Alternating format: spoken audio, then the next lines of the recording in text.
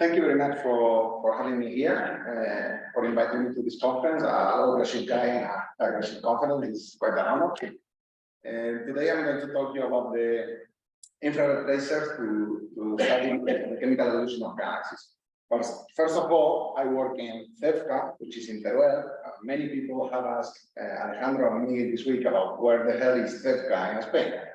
So I felt that it was important to clarify that.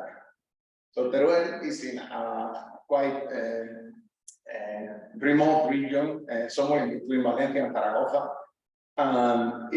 It turns to be one of the darkest spots in Europe because of the low density of population. There are not many street lights. So that's why we build nice telescopes there. It's a small city of only 36,000 inhabitants, but it has a rich cultural patrimony. And then we have parties like the one in Pamplona involving bulls and people getting drunk. And we even have dinosaurs. So come on, we cannot offer more things in such a small place. So you are invited to come if you want. Just contact Alejandro or me. So now let's go to more mundane affairs. Heavy elements are just a small fraction of the variance in galaxies, but they have a huge impact on the radiative properties of the matter that we see. So they play a decisive role in the formation and evolution of structure from galaxies to planets. And focusing more on galaxies, the interstellar medium is the place where matter and energy are exchanged in galaxies among different agents that participate in the matter cycle and the evolution of galaxies. So by measuring the content and composition of gas and dust, we can understand better how galaxy evolution happens. No? So, so far, what we do basically is to measure the chemical content and compare that with properties like the stellar mass. And we compare that with simulations that implement the physics. And they kind of agree at low redshift for Milky Way-like galaxies, but as soon as we go to higher redshift, the different simulations drift apart because they are missing data to anchor the simulation to the behavior of real galaxies. So there are tensions with simulations, and we also have observational products. You have seen already this figure, the evolution of the mass-metallicity relation with redshift. And these are results from the Mosler survey. And the problem is that at high masses, Milky Way-like masses, we don't have objects essentially because they are forming many stars and they are producing a lot of dust, so they are obscure. And these galaxies are very important to characterize the feedback because at those masses is where the difference between the different models appears. So this is a problem. We need tracers to prove the icing of these galaxies. Also, submillimeter galaxies, they also pose a problem to chemical evolution models because they have in the optical low abundances, low metallicities, but they have huge amounts of dust, and this is inconsistent. So what happened in these galaxies? Are they more metallic than they seem? That would be the only way to reconcile the observation with the models. And then quasars are also a huge problem because they don't seem to evolve. So this is the ratio of iron to magnesium to line for quasar from redshift 0 to 7.5. So this figure basically tells you that if you take the spectrum of a quasar at redshift 7, it looks the same like a quasar at redshift 0. So what is happening here? Maybe when you see a quasar, you have a bias because that galaxy has already experienced some evolution to reach the quasar phase.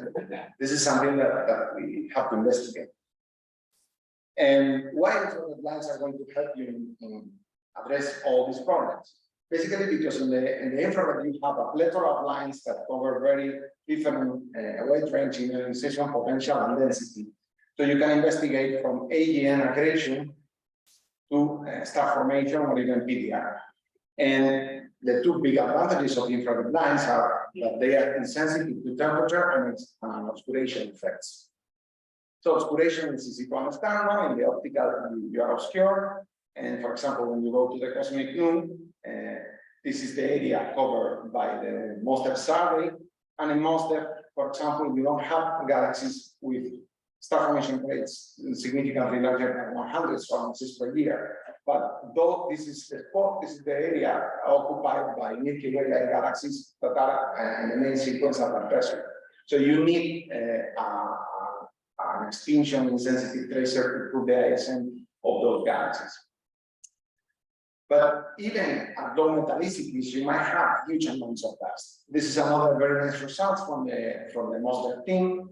They found that the ratio of nebula extinction to continuum stellar extinction is higher for low metallicity galaxies. So in low metallicity galaxies, in their sample, they have higher extinction in the gas. So why this is happening? They came up with this picture. So if you have low star formation rates, you may have some massive stars, but overall you will have a galaxy with quite a transparent medium. But as soon as you increase the star formation rate, you will have strong star formation, massive star formation complexes that produce a lot of dust, and they become like opaque regions within the ISM of the galaxy. And if you extrapolate this picture to higher and higher star formation rates, it's easy to understand that at a certain point you expect that a significant fraction of the ISM of your galaxy is going to be opaque, even at low metallicities. They observed a sample with ALMA, and they found larger gas masses in those galaxies when compared to the local relations. And this agrees with the result from the Rebel survey. So if you plot the blue dots in this relation, they will follow the trend of the galaxies in Mosler. So they are not Lewis, certainly, but up to 60% of the radiation can be represented by dust even at low metallicities. And this is very important. And this is a small detail, but it's a very nice result that I wanted to mention. This is a Wolf-Rayet star binary system, and the ripples that you see are not the wings in the PSF. They are dust ejecta that have been produced with a period cycle of 7 years, and they are produced due to the collision of the wings of massive stars.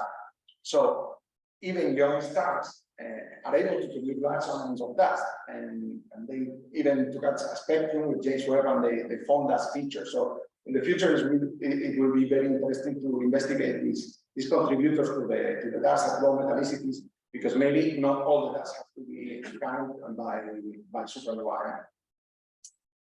Now, temperature. Why temperature is a huge advantage in the infrared?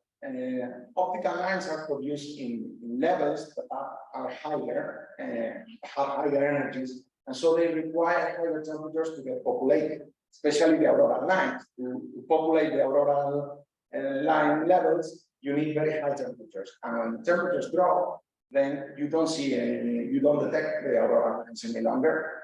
So you cannot apply the direct method, and you rely on strong line calibrations that have huge systematics. So this is a problem.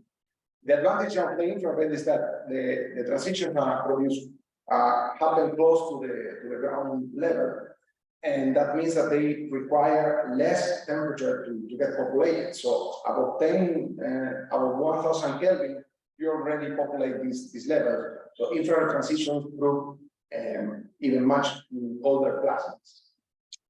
And besides that, the temperature inhomogeneities are also a problem in the optical. So imagine you have a nebula with some regions that are hotter.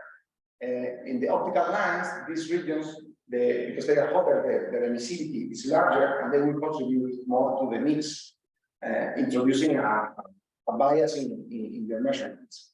This is known as the T-square problem, and it was demonstrated recently. So on the vertical axis is the difference, the correction that we have to apply to the collision emission lines and abundances to recover the combination line abundances. And on the horizontal axis, you have the difference between the temperature in the oxygen 3 region and the nitrogen 2 region. So essentially, this figure tells you that the larger the difference between high and low excitation species, the larger the errors that are introduced in the measurements. So infrared lines are basically flat. The emissivity is essentially flat with temperature, and that means that you don't suffer from this fluctuation from these inhomogeneities that happen in the optical. So now we have the more common infrared abundant tracers. There are not many in the market, but one of the most famous ones, especially the gamma results, is the calibration of the oxygen 3 to nitrogen 3 against metallicity.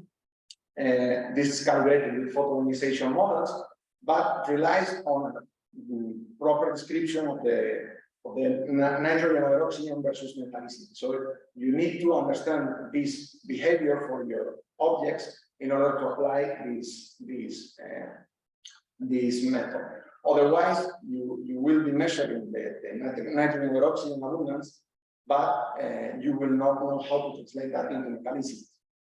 We also form a correlation regarding the neon over sulfur lines.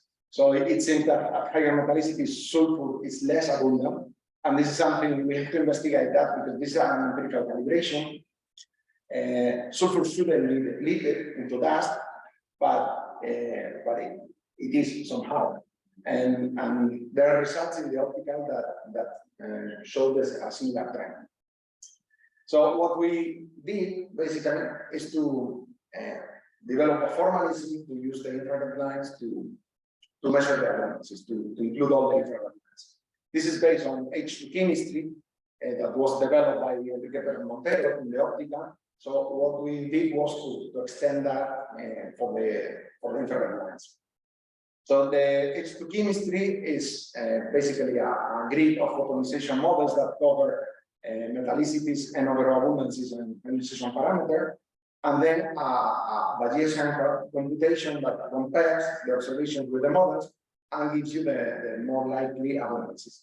The big advantage is that it's consistent with the direct method. And for example, if you are missing some lines for some objects and some other lines for other objects, the code will still give you consistent results. So you will not suffer from the biases between different line calculations. No? So basically, we compile the infrared lines and hydrogen combination lines in the infrared for a sample of galaxies where we could especially measure the hydrogen combination lines, and we develop star formation and AGN models. And the next few figures are just to show you that the models behave well. So, for example, if you want to measure the N/O ratio, the ratio of nitrogen 3 over oxygen 3 for the models, which are the lines, behave very linearly, so you are able to, with this ratio, to determine the N/O abundance. This is the first step that the code performs. So first, the code fixes the N/O abundance, and then it calculates the metallicity. So for a few galaxies that have high redshift, high redshift for me, but probably not for you, I include them in the figure. They have measurements of the nitrogen 3 with line with headshot, and there are very few measurements of this. So they seem to be where the units are more or less. So now, to measure the metallicities, then you use something like this, the ratio of all the neon transitions over hydrogen. This ratio behaves very well with metallicity, so for both star formation models and AGN models. And then to determine the log E, you can use the ratio of the nitrogen 2 plus 3 over nitrogen 5, over neon 5, sorry.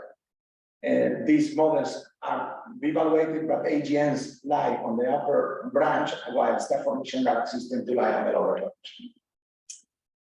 And the same happens for the oxygen. You can construct also the oxygen 3 plus 4 over hydrogen, and then the ratio oxygen 3, oxygen 4. So to the code, you provide all the lines. The code will use these indexes and will take all of them into account to perform the Bayesian calculation.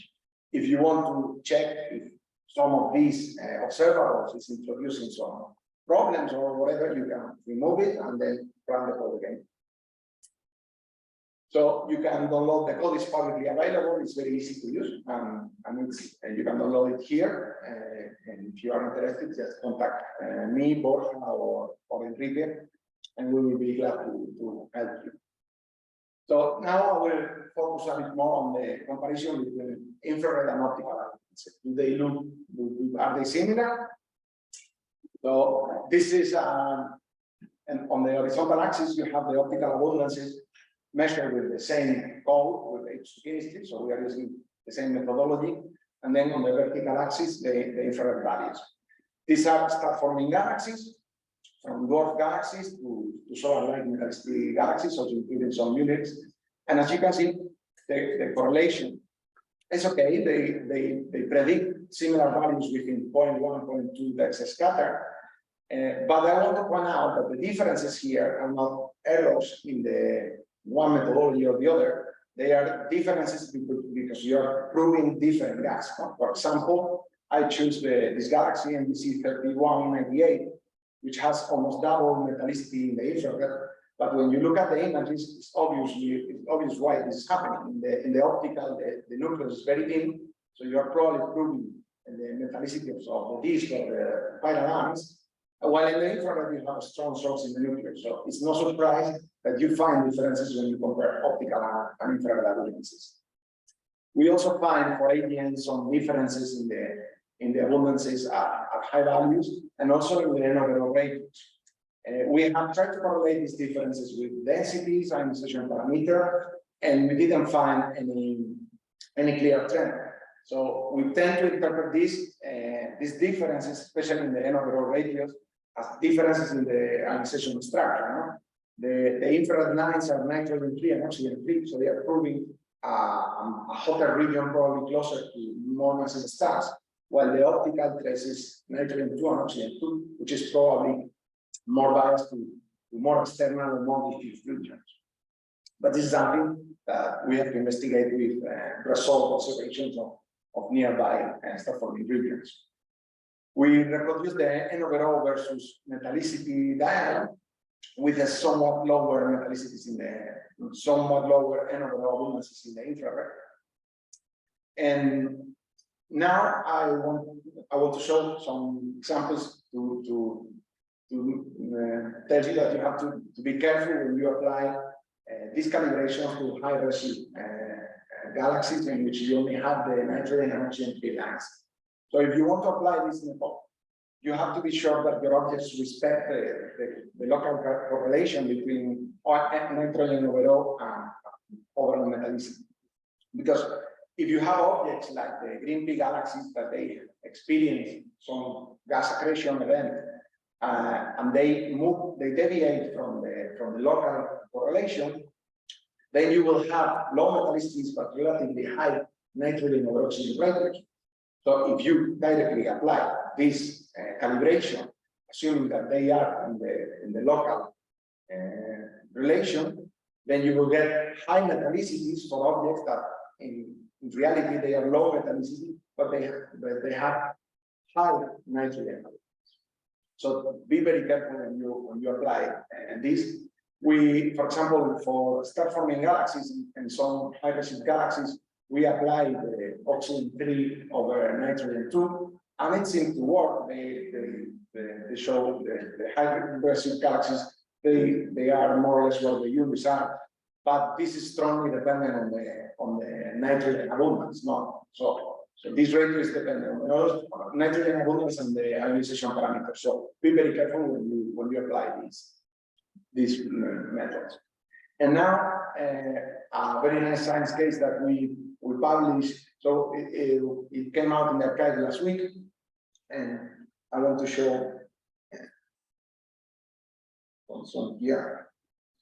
So these are Euler galaxies. So Eulers, compared to the mass metallicity relation, when their chemical abundances were measured with optical lines, they lie much significantly below the metallicity they should have for the stellar mass that they have. No? Most of them, they lie here. So this was conflicted because they, as in the case of the submillimeters galaxies that I mentioned, they have low metallicities, but they have high amounts of gas, and this is not really consistent. So we study a sample of Euler galaxies with infrared measurements, and from the IAS database, and we find that when we apply our method, when we use the infrared lines, most of the Eulers, they come back to the. Oh, sorry, okay. I wanted to show the previous one. So when you apply the infrared methodology, most of the ULIPs, they come back to the mass metallicity relation. They are still below the main relation, but within the scatter. But there are a few of them that lie at very low metallicity. This was very interesting because there were only 4 or 5 galaxies that lie here. So we investigated this further, and we realized that they tend to be galaxies in late state mergers, so the morphologies are galaxies that are forming a single body, and they have some advanced n-over ratios. So for these objects in color here, we have independent nitrogen 3 and oxygen 3 ratios, so we could measure independently the n-over abundance. So these are galaxies like the green piece that if you measure the chemical abundances with n-over calibration, they will appear as more metallic. But when you calculate the metallicities independently of the nitrogen lines, they have very low metallicity. We interpret this as a creation of low metallicity gas when the merger happens. So that makes sense because all of them are in late merger events. So using a very simple analytic model, we were able to reproduce at first order the drop in metallicity and then the recovery. So this should be a very short phase, and that's why most of the populations already are there, but a few of them are below. And of course, in the fundamental metallicity relation, they also deviate from the expectation. So the star formation rate don't put them back in the fundamental, suggesting that they are out of equilibrium. And just the last slide is this one, to say that in the future we don't have like an infrared mission to measure these lines, but we hope that PRIMA goes ahead, because if PRIMA mission goes ahead, we will be able to measure these lines with similar sensitivity as James Webb, and then reach main sequence galaxies at the cosmic noon, and then brighter galaxies at higher energy. So this is the summary, and thank you very much.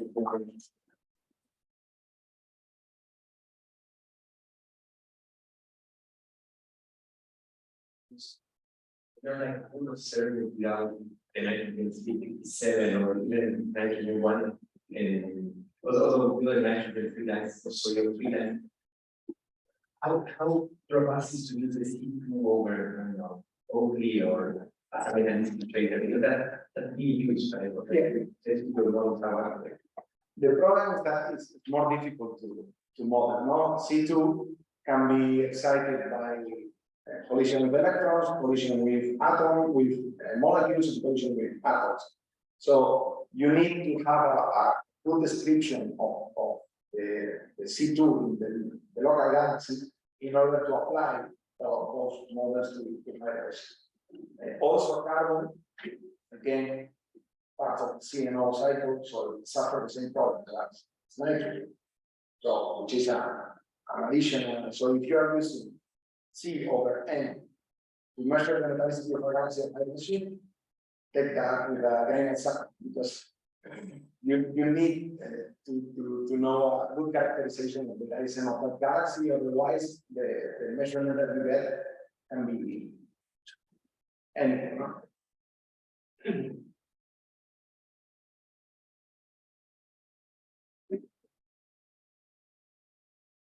Yeah, thank you for the talk.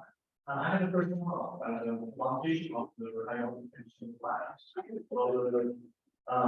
Then the ion line is the one dependent of the technical evaluation of the potential. I think strongly, yeah. So can we lower the evaluation? No, we cannot ignore it, but for example, that's why here we tend to use the oxygen 352 instead of the 88. If you have it, these lines have critical density of 1000, and the oxygen 388 is 500. So the densities, I think, are going to be a problem when we go to nitrogen 2 lines, oxygen 3 lines in the far infrared. They have those low critical densities, so they might be tracing more extended gas, more diffuse component, and not the inner, the central parts or the parts closest to the missing stars. But for these lines and the ones in the medium for that, the critical densities are not so low. So we are talking about thousands of particles per cubic centimeter. So unless you have like really dense regions, but if you have two densities much higher, then you will suppress also the collision acceleration lines. So I think that problem is not zero, but it's not driving the measurements. Last short question, please. Thank you very much for very nice and way too much this. I mean, I really work hard to digest all of this stuff, but I basically would like to know, can you actually give just the general guideline, okay, optical measurement versus dial measurement, some galaxies could divide, you really show that. But when we actually look at the galaxies in general, the GECO, there are different kinds of galaxies. When do we start to worry about this virus in one way or the other? My question really is, okay, if I have a certain kind of galaxies, how much do I trust the optical measurement versus, okay, if it's not the case, then when do we have to worry about, okay, I'm going to switch to the other methods? So I would say that if you can use infrared measurements, they're useful because even the low metallicity galaxies, they might have a large fraction of back and the sense that you will not be doing the optical measurements. So by default, I would suggest to use infrared lines if you can. Then, of course, if you have a low metallicity galaxy, then the difference shouldn't be that large. At least in the sample that I have here, you can see that those differences might be, yes, factor of 1 dex, 0.1 dex, 0.3 dex. So depending if that difference is important for your science, then don't use the optical lines, because the optical lines might be giving you half of the metallicity of the galaxy. If you are okay with these errors, then optical measurements, if you are not measuring two dust in the UV light galaxies, they should be okay. Thank you very much. Thank you.